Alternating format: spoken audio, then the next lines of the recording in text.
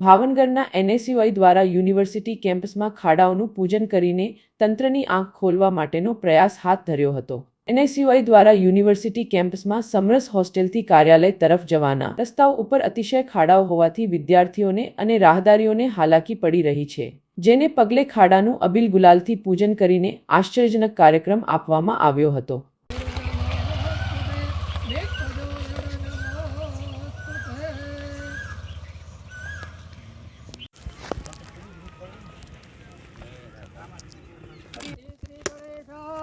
नमः स्वस्ति श्री गणेशाय नमः।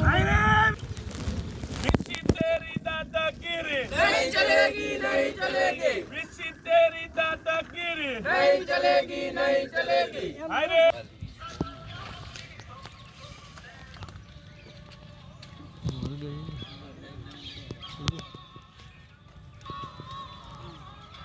आयतनो हरिम सर्व मांगल मांगल्ये शिवे सर्वार्थ साधिके शरण्ये त्र्यंबके गौरे। तेरी दादागिरी नहीं चलेगी, नहीं चलेगी, तेरी दादागिरी नहीं चलेगी, नहीं चलेगी।